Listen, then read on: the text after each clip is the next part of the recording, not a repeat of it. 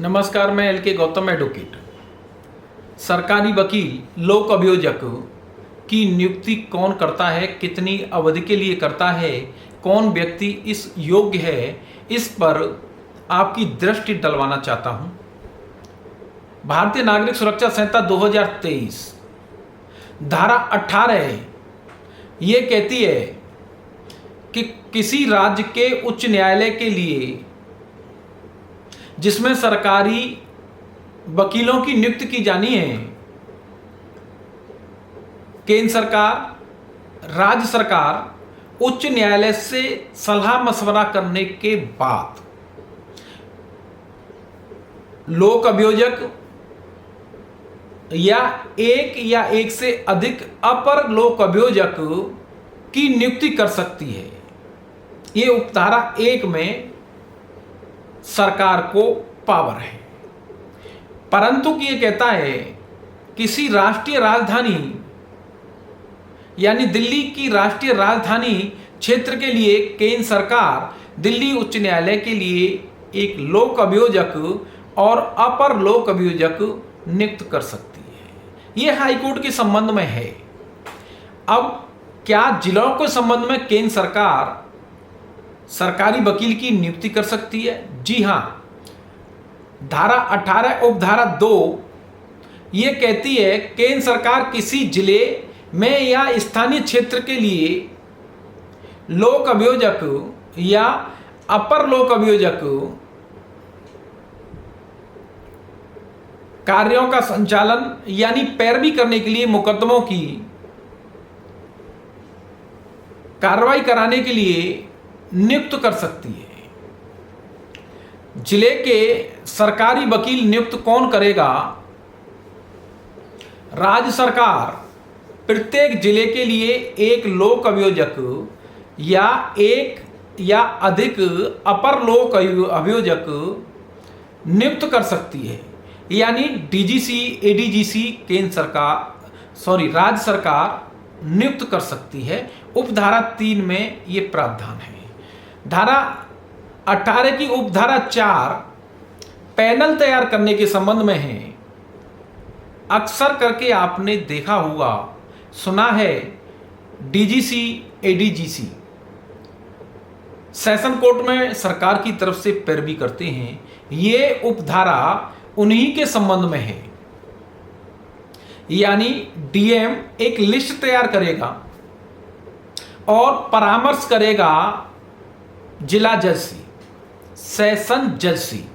Session जज से परामर्श करने के बाद डीएम की राय में ऐसे व्यक्ति जो लोक अभियोजक या अपर लोक अभियोजक नियुक्त होने के योग्य हैं, तो उनका पैनल तैयार करने के बाद, लिस्ट तैयार करने के बाद सरकार को भेज देगा, प्रदेश सरकार को, और प्रदेश सरकार ऐसी नियुक्तियां डीजीसी एडीजीसी की करेगी। ये उपधारा 4 इसी संबंध में है। यहां पावर सरकार के पास है, लेकिन पैनल के थ्रू है। कुछ मामलों में कैडर की बात होती है, जो परमानेंट लोक अभियोजक, अपर लोक अभियोजक नियुक्त होते हैं, लेकिन वो कैडर से होते हैं। सरकारी वकील एवं सरकारी पैनल वकील में क्या अंतर है? सरकारी वकील के लिए परामर्श की आवश्यकता नहीं है, जबकि एडीजीसी डीजीसी के लिए परामर्श की आवश्यकता, ये प्रक्रिया है। वो कैडर से आते हैं और अधिकतर डीजीसी एडीजीसी का ट्रांसफर नहीं होता है, लेकिन जो सरकारी वकील पीपी एपीओ जो रहते हैं, उनका अक्सर करके एक जिले से दूसरे जिले में स्थानांतरण होता रहता है।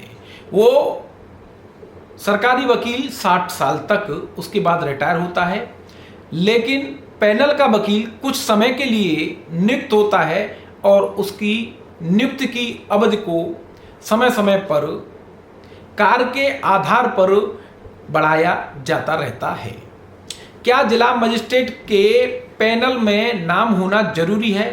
जी हाँ, उपधारा 5 ये कहती है ऐसे व्यक्ति को वकील नियुक्त नहीं किया जा सकता है, यानी डीजीसी एडीजीसी नियुक्त नहीं किया जा सकता है जिसका नाम उपधारा 4 यानी जिला मजिस्ट्रेट के पैनल में लिस्ट में नहीं है।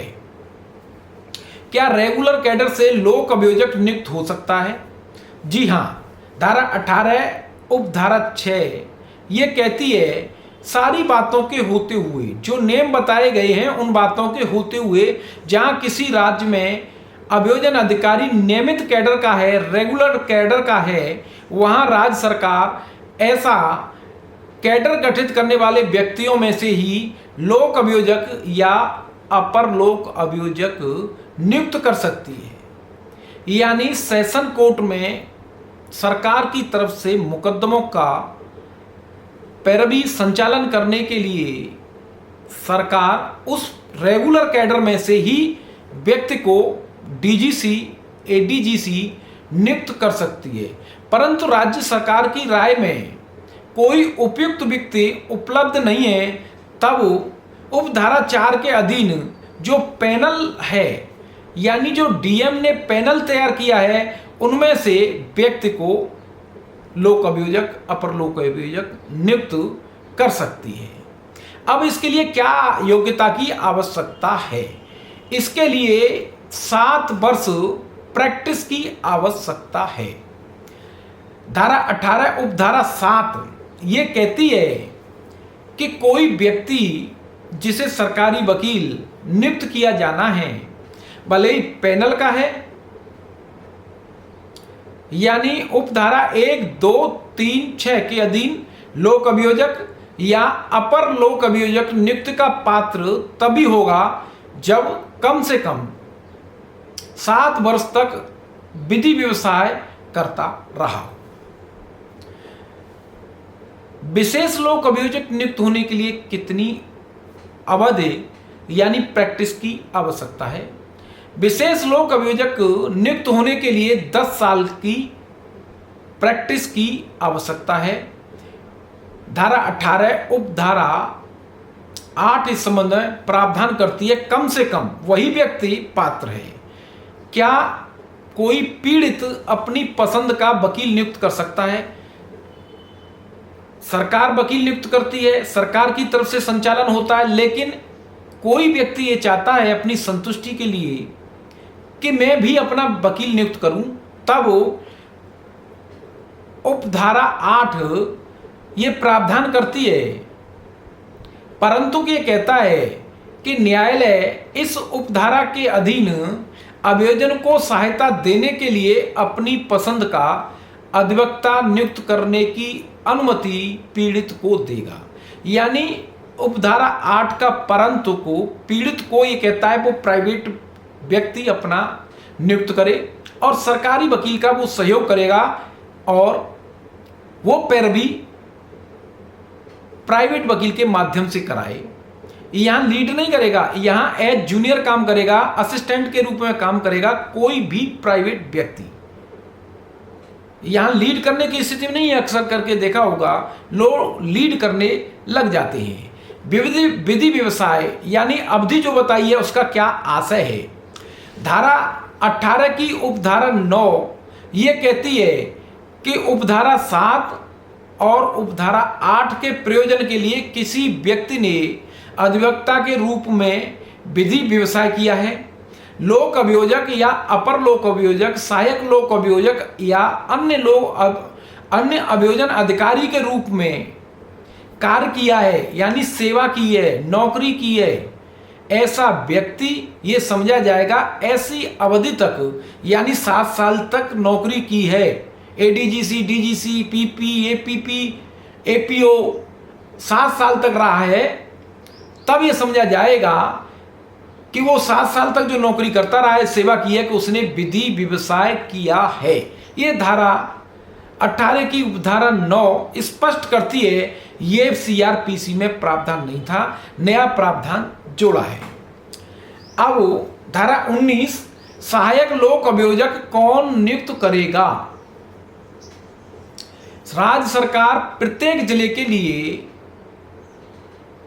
मजिस्ट्रेट न्यायालयों में पैरवी करने के लिए, मुकदमों का संचालन करने के लिए एक या अधिक सहायक लोक अभियोजक नियुक्त कर सकती है। इसके अलावा क्या किसी पुलिस अधिकारी को लोक अभियोजक नियुक्त किया जा सकता है? धारा 19 उपधारा 3 ये कहती है कि उपधारा 1 और 2 के प्रावधानों के लिए जब कोई सहायक लोक अभियोजक उपलब्ध नहीं है, जिला मजिस्ट्रेट राज्य सरकार को 14 दिन का नोटिस देने के बाद किसी व्यक्ति को प्रभारी सहायक लोक अभियोजक नियुक्त कर सकता है। परंतु कोई पुलिस अधिकारी सहायक लोक अभियोजक नियुक्त नहीं हो सकता है यदि उस पुलिस अधिकारी ने विवेचना की है और उसी मामले का ट्रायल किया जा रहा है या इंस्पेक्टर की रैंक से वो व्यक्ति नीचे है। इस तरीके से मैंने वकीलों की नियुक्ति के संबंध में धारा 18 और 19 को आपके सामने रखने का प्रयास किया है। धारा 20 में डायरेक्टरेट ऑफ प्रोसिक्यूशन अभियोजन निदेशालय की स्थापना के संबंध में प्रावधान किए हैं। अभियोजन निदेशालय किस तरीके से और कौन व्यक्ति नियुक्त हो सकता है इस संबंध में बताया। प्लीज कमेंट बॉक्स में अब आप अपनी राय अवश्य लिखें और मेरे वीडियो को सब्सक्राइब शेयर अवश्य करें। बहुत बहुत धन्यवाद।